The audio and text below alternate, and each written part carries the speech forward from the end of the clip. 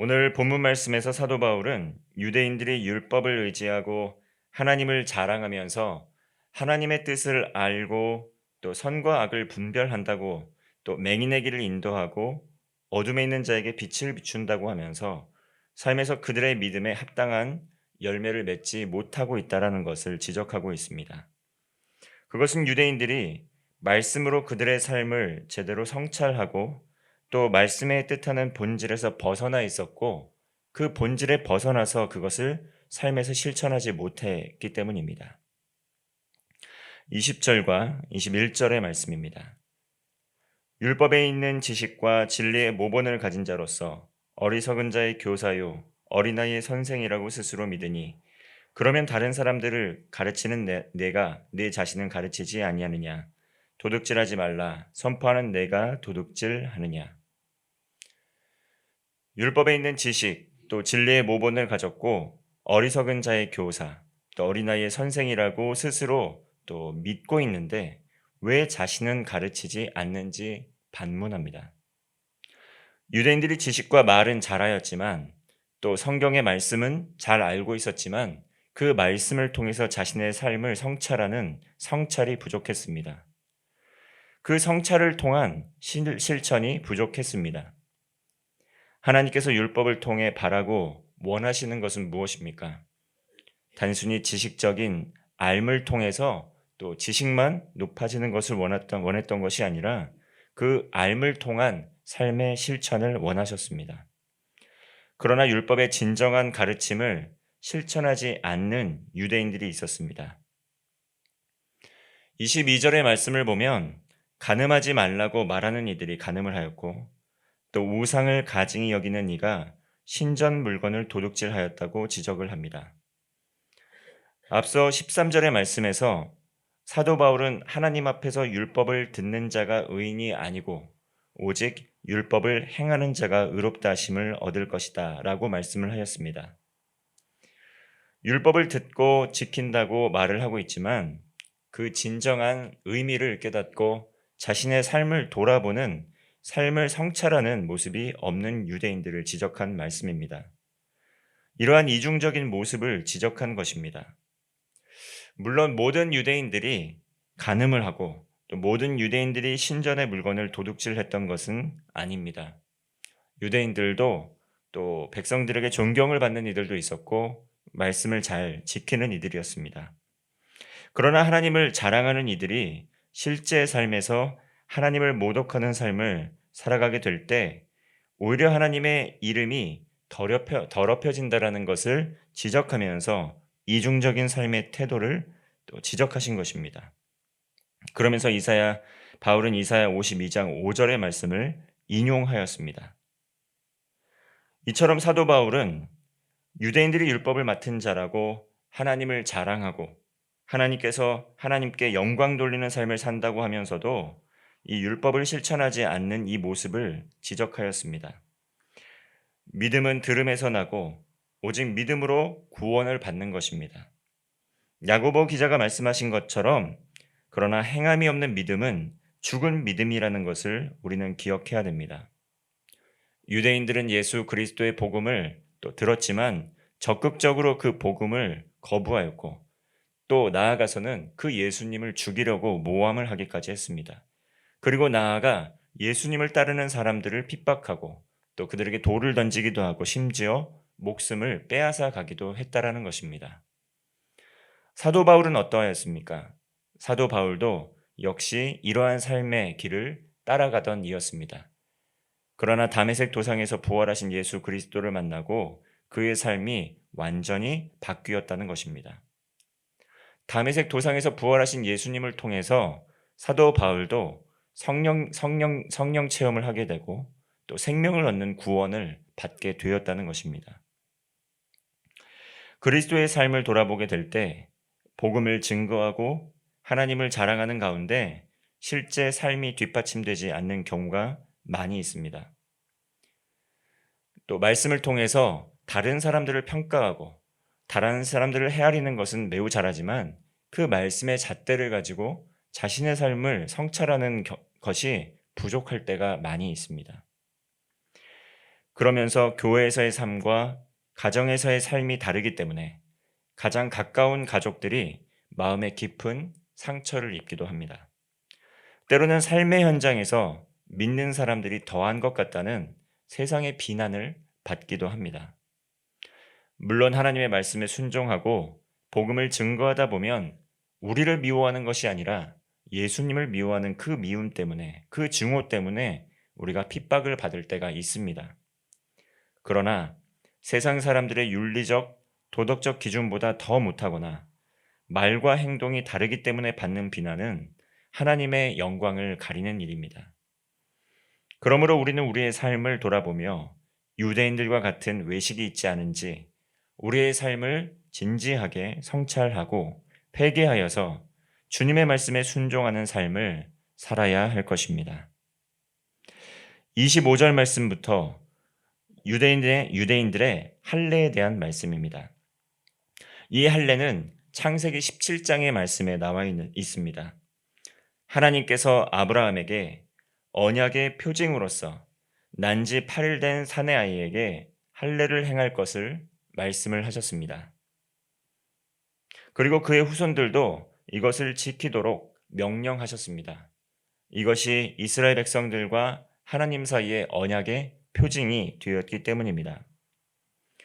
그러나 25절부터 28절까지 사도 바울은 율법을 행하면 그 할례가 유익하겠지만 율법을 범하면 할례도 무할례가 된다고 말씀을 하고 있습니다. 반면에 할례를 받지 않은 사람일지라도 율법을 온전히 지키면 할례를 받은 사람처럼 여겨야 할 것이라고 말씀하고 있습니다. 그리고 오히려 할례를 받지 않은 사람들이 율법을 더 온전히 지키게 된다면 어떠하겠는가? 이렇게 질문하면서 할례 받은 사람들이 할례 받지 않은 사람들이 할례 받은 사람들을 정죄하게 될 것이라고 말씀을 하고 있습니다. 우리 다 함께 28절과 29절의 말씀을 함께 읽겠습니다. 시작. 무릇 표면적 유대인이 아니요 표면적 육신의 할례가 아니니라. 오직 이면적 유대인이며 할례는 마음에 할지니 영에 있고 율법 조문에 있지 아니한 것이라. 그 칭찬이 사람에게서가 아니요 다만 하나님에게서니라. 아멘. 할례를 해서 표면적으로 유대인이 된 사람들이라면 그것 때문에 진정한 유대인이 되는 것이 아니고 이면적 유대인, 즉 마음의 할례에 대해서 바울은 이야기를 하고 있습니다. 이것은 사도 바울이 은혜를 받고 한 말씀이 아닙니다. 신명기 10장 16절을 보면 그러므로 너희는 마음의 할례를 행하고 다시는 목을 곧게 하지 말라. 이렇게 모세도 율법을 받은 자로서 마음의 할례에 대해서 언급을 하였습니다. 그저 겉으로만 표면적으로만 하는 것이 아니라 마음의 할례를 통해서 하나님을 마음과 뜻과 정성을 다해 섬기며 살아가라는 것입니다. 이러한 말씀을 신명기 30장 6절의 말씀에서도 말씀합니다. 하나님께서 이 자손에게 마음의 할례를 베풀어서 마음을 다하고 뜻을 다하고 여호와 하나님을 사랑하여 생명을 얻게 하실 것이라고 말씀을 하고 있습니다.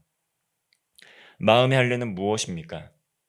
우리가 머리로는 이해하지만 마음으로 하나님을 받아들이고 마음으로 예수님을 그 마음의 삶의 중심으로 모셔드리고 살아가지 못할 때가 많이 있습니다. 그저 괜찮은 그리스도인인 것처럼, 괜찮은 신앙인 것처럼 남들과 비교해서 뒤처지지 않는 것에 머무는 수준으로 신앙생활을 하는 경우가 많이 있습니다. 그러나 사도 바울은 오늘 마음의 할례에 대해서 이야기를 하면서 마음과 뜻과 정성을 다하여 하나님을 사랑하는 진실된 사랑에 대해서 이야기를 하고 있습니다. 에스겔서 36장 26절과 27절, 36장 26절에서 27절의 말씀을 보면 새 영과 새 마음을 주셔서 그 마음에 굳은 마음을 제거하고 부드러운 마음을 주실 것이라고 약속을 하고 있습니다. 이것은 성령님께서 우리의 삶에 찾아오셔서 굳은 마음을 제거해 주시고 부드러운 마음을 주시고 하나님을 마음과 뜻과 정성을 다해 섬기며 나아갈 수 있도록 은혜를 주실 것이라는 약속의 말씀입니다. 우리는 연약하고 부족합니다. 그러나 우리가 하나님의 말씀을 듣고 지키며 행하며 나아갈 수 있는 비결은 무엇입니까? 바로 오늘도 우리와 동행하시는 성령님께서 오늘 우리에게 주시는 말씀을 깨닫게 해주시고 그 말씀을 지킬 수 있도록 힘과 능력을 더해 주시기 때문입니다. 예수님께서 이것을 성취하셨습니다. 예수님께서 이 땅에 인간의 몸으로 오셔서 십자가의 대속의 은혜를 베풀어 주셨습니다. 그리고 3일 만에 부활하셨고 오순절에 약속하신 그 보혜사 성령님께서 제자들에게 임하게 되었습니다. 그리고 이제 예수 그리스도를 구주로 고백하는 모든 이들에게 성령님께서 임하셔서 그 삶의 모든 현장에 하나님의 나라를 이루어갈 수 있도록 도우시고 힘주시고 능력을 베풀어 주십니다. 우리 그리스도인들은 그저 표면적 그리스도인들이 아니고 또 마음의 할례를 받은 성령을 받은 성령의 사람들입니다. 성령님께서 각각의 성도들을 성전 삼아 주셔서 오늘도 변함없이 동행하고 계십니다. 그러면서 시시때때로 힘을 주시고 능력을 베풀어 주고 계십니다.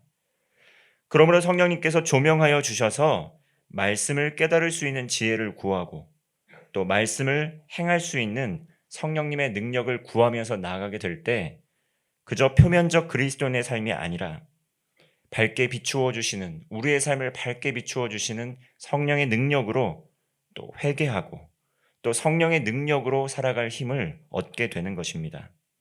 임마누엘의 하나님께서 오늘도 우리와 동행하고 계십니다. 우리의 모든 삶의 형편, 우리의 모든 삶의 고민, 염려, 걱정 모든 것을 다 알고 계시고 또 그에 대해서 지혜를 우리에게 공급하고 계십니다. 때로는 일어날 힘이 없는 자들에게, 낙심한 이들에게, 또 피곤하고 지치고 병든 이들에게 치유와 회복의 역사를 베풀어 주십니다. 좋으신 하나님, 그 성령 하나님께서 오늘도 우리와 동행하십니다. 성령님과 동행하며 성령의 능력으로 또 이면적 유대인과 같은 표면적 그리스도인의 삶이 아니라 마음의 할례를 받은 성령 받은 사람으로서 그리스도인으로서 하나님과 동행하며 승리하는 복된 하루 되시기를 바랍니다. 기도하겠습니다. 성령님, 우리와 동행하여 주심에 감사를 드립니다. 우리의 삶을 드리며 있는 그대로의 모습으로 주님 앞에 나아갑니다. 말로만 하나님을 자랑하고 하나님께 영광 돌리는 삶이 아니라 성령님께 순종하며 믿음으로 행하는 그리스도인의 삶이 되게 하여 주옵소서.